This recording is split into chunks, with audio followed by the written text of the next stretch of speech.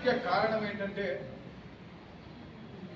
రాయదుర్గంలో ప్రసన్న వెంకటేశ్వర స్వామి ఆలయం రాయదుర్గానికి ఒక తలమానికు. అలాంటి ఆలయంలో విగ్రహాలు కదులుతున్నాయని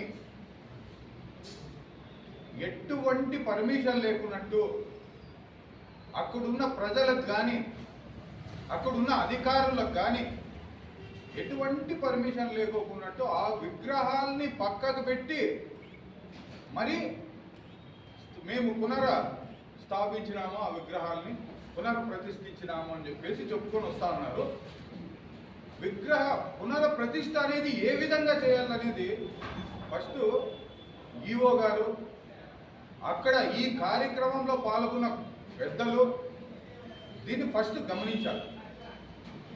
ఈ టెంపుల్కి దాదాపుగా 400 సంవత్సరాల పై చరిత్ర కలిగిన టెంపుల్ ఇది. ఒక మహారాజు దాన్ని అక్కడ కట్టించిన టెంపుల్. వెంకటపతి నాయుడు అని రాజు, ఆయన పాలేగాళ్ళు పరిపాలించేటప్పుడు ఆయన ఆ టెంపుల్ని కట్టించడం అనేది జరిగింది. అలాంటి చాలా పవిత్రమైన టెంపుల్లో ఈ విధంగా జరగడము ఆ గ్రామానికి మంచిది కాదు, అక్కడున్న ప్రజలకి మంచిది కాదు. వీళ్ళు ఏ విధంగా చేస్తా ఉన్నారనేది మా ప్రశ్న. ఈఓ గారికి డైరెక్ట్ నేను ఫోన్ చేసి మాట్లాడడం జరిగింది. అవి కదులుతున్నాయి, మేము తీసి పక్కకు పెట్టి మేము మళ్ళా పునర్నిర్మించాము, దాన్ని మరి అదే యథాస్థానంలో పెట్టాము. మీరు ఏ విధంగా పెడతారు యథాస్థానంలో? మీకు ఏం హక్కు ఉంది? అట్లీస్ట్ ఒక కమిషనరు, అసిస్టెంట్ కమిషనరు, ఎండోమెంట్కి సంబంధించి వాళ్ళు కంపల్సరీ అక్కడ ఉండాలా, వాళ్ళ పర్యవేక్షణలో జరగల. అట్లీస్ట్ ఈవో కూడా అక్కడ లేని పక్షంలో ఈ విషయం అనేది జరిగింది. దానికున్న సిమెంట్ని అంతా పగలగొట్టి మీకు వీడియో ఫుటేజ్లతో సహా ఇస్తారు. నేను మాట్లాడడం జరిగింది, అక్కడికి పోవడం జరిగింది. ఆ విగ్రహాలు ఏ విధంగా తీశారనేది చూశారు. నేను ఎట్లా ప్రతిష్ఠించారు, దానికి ఏ కెమికల్ వాడారు. సజ్జరసం అని చెప్పేసి ఒక కెమికల్ అనేది ఈ విగ్రహాలను కూర్చోబెట్టడానికి ఎక్కువ వాడుతూ ఉంటారు. దాదాపు ఒక వెంకటరమణ స్వామికి మాత్రమే 25 కేజీలు ఆ సజ్జరసం అనేది పట్టిందంట. అంటే కింద హోల్స్ అనేవి ఉంటాయి. గతంలో రాజులు ఒక దేవాలయాన్ని కట్టినప్పుడు దానికి ఒక అంత్రము, ఓ శ్రీచక్రము, వజ్రాలు, వైడూర్యాలు, నవరత్నాలు ఇలాంటివన్నీ విగ్రహానికి తాకేటట్టు పెట్టి దాన్ని విగ్రహ ప్రతిష్ఠ అనేది చాలా గొప్పగా చేస్తారు. అలాంటి ఎంతో ప్రాముఖ్యమైన మా ఇష్టదైవం వెంకటరమణ స్వామి విగ్రహాన్ని మీరు ఆ 3 విగ్రహాలు, అమ్మవారి విగ్రహాన్ని, వెంకటరమణ స్వామి విగ్రహాన్ని, 3 విగ్రహాల్ని ఏ విధంగా మీరు కదిలించారు? ఎవరు పర్మిషన్ ఇచ్చారు? దీన్ని మేము క్వశ్చన్ చేస్తున్నాం బహుజన సమాజ్ పార్టీ తరఫున.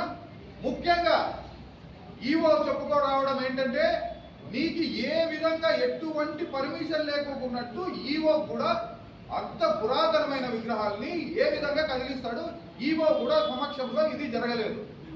ఒక వ్యక్తి ఇప్పుడు ఇంకా మీకు అందరికీ తెలిసిన విషయమే, చైర్మన్ పదవులు ఇంకా రాలేదు. ఎండోమెంట్ చైర్మన్ టెంపుల్కి ఇంకా పదవులు గవర్నమెంట్ ప్రకటించలేదు.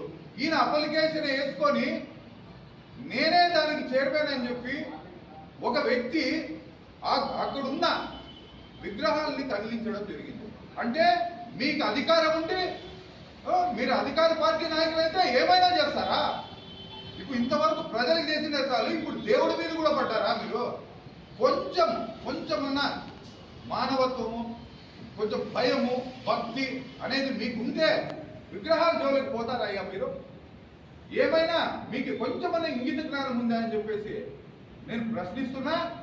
దీన్ని అక్కడున్న సీసీ ఫుటేజ్, ఆ రోజు నుంచి ఈ రోజు వరకు ఏం జరిగిందని సీసీ ఫుటేజ్ మాయ.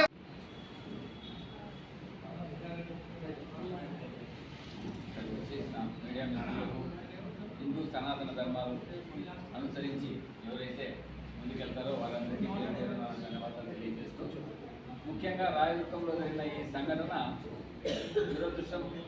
మనకి ఇలా జరగకూడదు.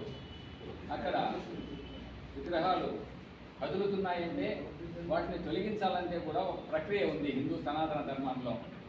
33 కోట్ల దేవతలు నిక్షిప్తమైనటువంటి ఒక గోమాతను తీసుకెళ్ళి స్వర్ణదారంతో విగ్రహాలను కదిలించి తర్వాత తీయాల్సిన ప్రక్రియ, దాన్ని కూడా అతిక్రమించి అక్కడ ఉన్నటువంటి ఒక వ్యక్తులు చేయడం చాలా దురదృష్టం.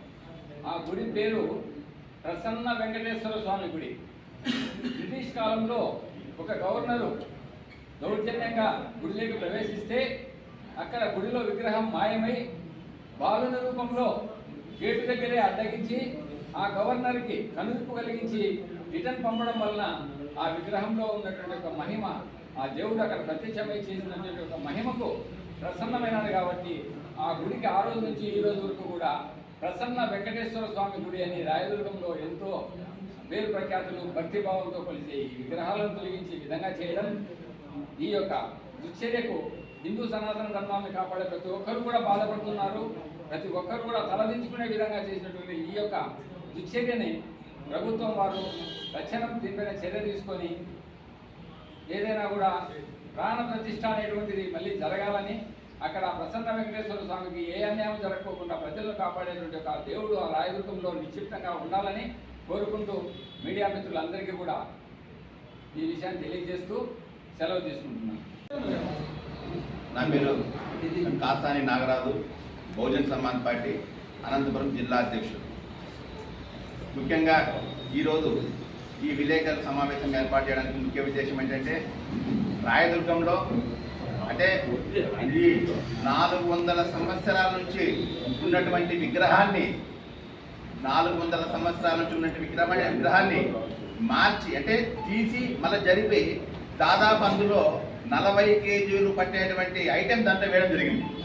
అంటే విగ్రహం కింద 40 కేజీలు అయినటువంటి దానికి వేసినారంటే అంతలో ఉన్నటువంటి దాన్ని కూడా మీరు బయటకు తీసినట్టే లెక్క.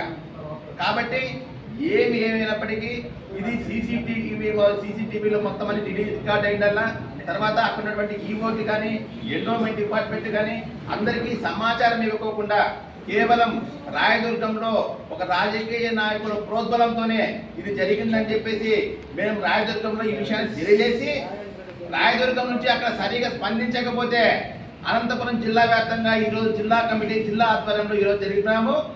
ఇప్పుడు కలెక్టర్ కానీ ఎస్పీ కానీ దీనిపైన ఎంక్వైరీ చేసి వాళ్ళని శిక్షించడమో లేకపోతే దాని యొక్క పూర్తి వివరాలు బయటికి తేకపోతే ఇది రాష్ట్ర వ్యాప్తంగా, ఎందుకంటే ఈరోజు పవన్ కళ్యాణ్ గారు నేను సనాతన ధర్మాన్ని కాపాడుతాను, నేను సనాతన ధర్మాన్ని కాపాడుతాను అంటున్నారు. కానీ హిందువులకు సంబంధించిన హిందువుల యొక్క ప్రధానమైనటువంటి దేవుళ్ళకే ఈ విధంగా ఘోరం జరుగుతుంది. కాబట్టి మేము ఈ విషయాన్ని ఈ జిల్లా కమిటీతో కాకుండా ఇప్పటికైనా కలెక్టర్ కానీ ఎస్పీ కానీ చొరవ తీసుకొని దీనిపైన ఎంక్వైరీ చేయకపోతే మేము రాష్ట్ర వ్యాప్తంగా రేపు మొత్తం అన్ని రాష్ట్రంలో కూడా ప్రతి ఒక్క చోట ఇది చేసి వాళ్ళపైన అక్కడ ఈవో పైన కానీ అవసరమైతే ప్రతి ఒక్క పైన చర్య తీసుకోవడం చెప్పి మేము చేయడానికి సిద్ధంగా ఉన్నామని చెప్పి తెలియజేస్తూ జై భీమ్, జై భారత్, జై కాంక్షరం.